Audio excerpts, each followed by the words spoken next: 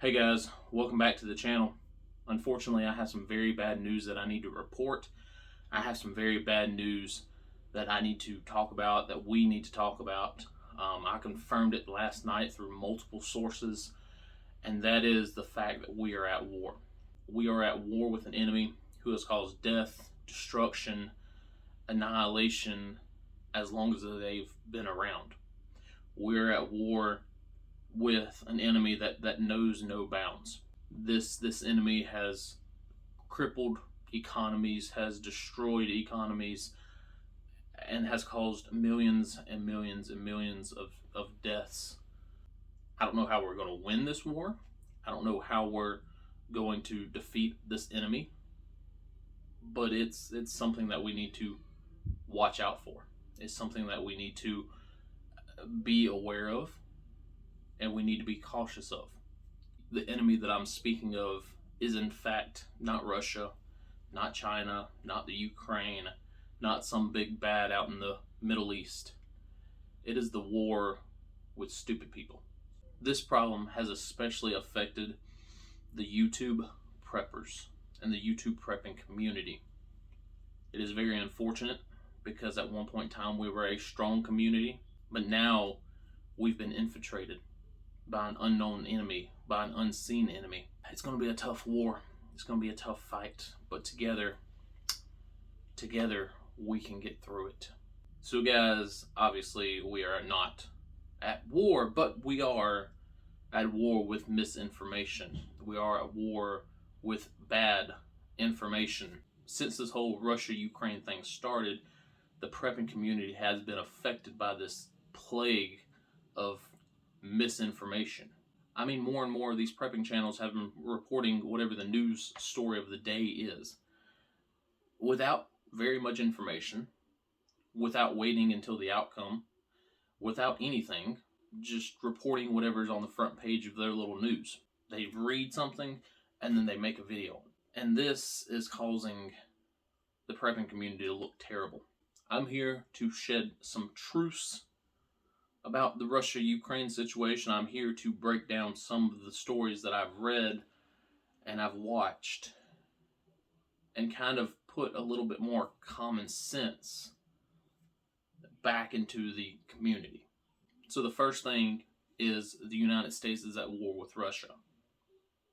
No, we're not. We, the United States of America, are not at war with Russia. But a lot of people will tell you that we are. A lot of people will say, well, we're going to war. We're going to invade Moscow. No, we're not. Not at this point in time. Not right now. Not currently. Now, maybe by the time this video comes out, something might have happened and Congress has said, yep, you're going to war with Russia. But until that point in time, we, the United States, is not at war with Russia. Number two, Russia caused a 6-reactor nuclear power plant to melt down. Oh my gosh, that's front page news. That's the biggest story since Chernobyl, since Fukushima. The only problem is it didn't happen. Late Thursday into Friday, Russia did attack a power plant. Yep, it was a nuclear power plant with 6 reactors. That is true. They shelled it. They hit it with mortars. Yep, also true. They caused a fire. Yep, also true. Prepping channel after prepping channel after prepping channel was reporting that high levels of radiation, that this place blew up, that this place was completely destroyed, X, Y, and Z, biggest meltdown in the history of the world. Raise your hand if you work at a nuclear power plant. Oh, just me? No one else? Weird. So I know a thing or two about how power plants work. I know a thing or two about containment. I know a thing or two about nuclear radiation. They didn't cause a meltdown. Russia was shelling this power plant. Yes. But the reactor that they were hitting was shut down. So it wasn't creating power. It wasn't on. It wasn't running. Now there was a spent fuel pool. And the question was, how are we going to keep the fuel rods that are in the spent fuel pool from heating up? That was a question. But the idea that Russia or any country would attack a nuclear power plant and cause destruction while their own guys are on the ground, that's just asinine. That's just stupid. I was in the comment section of one of these videos and I said, yeah, that's the dumbest thing I've ever heard. And I got in a little argument with some dude and he said, well, why would you shell the place if it wasn't to destroy it? To cause destruction? To cause fear? To make the defense force give up? If you're chunking mortars and missiles at me, hey, dude, you can have it. And they do have it. And that was the whole reason. I mean, I know how big my site is. And so when I say, oh, you attacked the power plant, you could have attacked the parking lot. You could have attacked some building that was basically off-site. Armies attack locations to create fear. Just like Russia did with the city. They sent a few mortars in. Hey, you guys going to give up? Nope, don't think we will. Okay, we'll send a few more in. You guys going to give up now? No, don't think we will. Okay. And you keep shelling the place until the people give up. That's exactly what happened at the nuclear power plant.